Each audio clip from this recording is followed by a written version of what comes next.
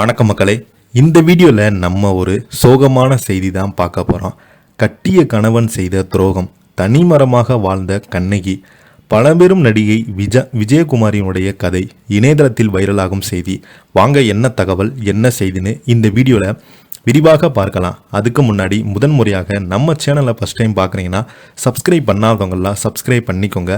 Bell button சிம்மலமைக்கு நம்ம சேனலோட நோட்டிஃபிகேஷனை எனபிள் பண்ணிக்கோங்க.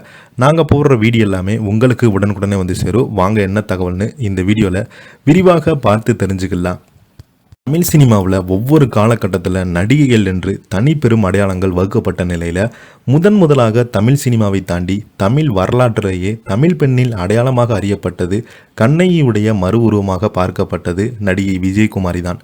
தமிழ் சினிமாவில் 1950ஆம் காலகட்டத்தில் பெரும்பாலும் அண்டைய மாநிலத்தைச் சேர்ந்த பெண்கள் தமிழ் சினிமாவில் அதிக அளவில் ஆதிக்கம் செலுத்தி வந்த நிலையில் தமிழ் பொண்ணாக விஜயகுமாரி தான் நடிப்பாலும் தான் தேர்ந்தெடுத்து நடித்து சிறப்பான கதாபாத்திரத்தில் அனைவரும் நெஞ்சத்திலும் நீங்காத இடத்தை பிடித்தார்.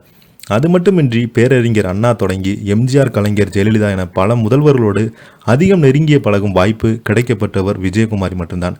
சினிமா குடும்ப பின்னணி இன்றி சினிமாவில் நுழைந்து தனக்கான ஒரு தனிப்பாதை அமைத்து கொண்டு தனிப்பெரும் நடிகையாக விஜயகுமாரி முன்னேறி சென்றாங்க. தன்னோடு நடித்த நடிகரை காதலித்து அவரை திருமணம் செய்து கொண்டு அவருடைய அதிக அளவில் படங்களில் நடித்தாங்க. அவருக்காகவே சில பட வாய்ப்புகள் இழந்த விஜயகுமாரி எவ்வாறு எஸ்ஆரை பிரிந்தார், விஜயகுமாரி வாழ்க்கையில் என்ன நடந்தது என்பதை இந்த செய்தியில் விரிவாக பார்த்து தெரிஞ்சுக்கலாம்.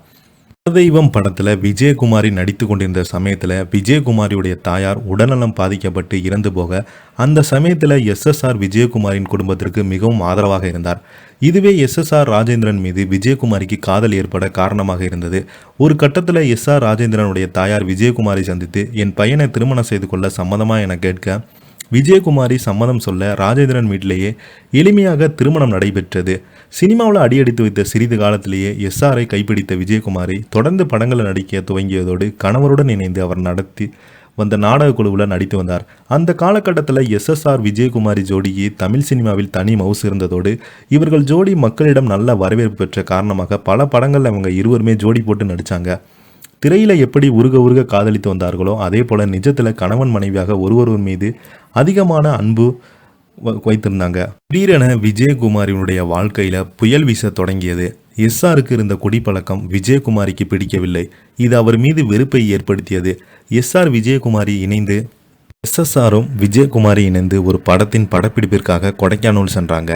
ஏதோ ஒரு காரணமாக சொல்லி விஜயகுமாரியை சென்னையில் விட்டு அதே படத்தில் நடித்து வேறொரு நடிகையுடன் கொடைக்கானலுக்கு சென்றது விஜயகுமாரியுடைய கோபத்தை மேலும் தூண்டியதாக தெரிகிறது. இப்படி பல காரணங்களால் 1968ஆம் ஆண்டு எஸ்எஸ் ராஜேந்திரனை விட்டு பிரிந்து தன் மகன் ரவிக்குமாரை அழைத்து கொண்டு வீட்டை விட்டு வெளியேறினாங்க. 48 ஆண்டுகளுக்கு எஸ்எஸ்ஆருடன் பேசாமல் பார்க்காமல் இருந்த விஜயகுமாரி அவங்க இறந்த சமயத்தில் அவங்க காண ஓடி வந்தாங்க. காதலை கண்ணீருடன் வெளிப்படுத்தியோடு மனைவியாக சடங்குகளை செய்தாங்க. விஜயகுமாரி தற்போது சினிமா விட்டு முழுவதுமாக விலகி தன் மகனோடு சந்தோஷமாக வாழ்ந்து வருகிறாங்க. இப்போ பார்த்தீங்கன்னா இந்த செய்தி சோசியல் மீடியாவில் வைரலாகிட்டு வருது. இதை பற்றி நீங்கள் என்ன கீழே உள்ள கமெண்ட் பாக்ஸில் மறக்காமல் பதிவிடுங்க. இந்த வீடியோ பிடிச்சிருந்தால் லைக் பண்ணுங்கள், ஷேர் பண்ணுங்கள். நன்றி, வணக்கம்.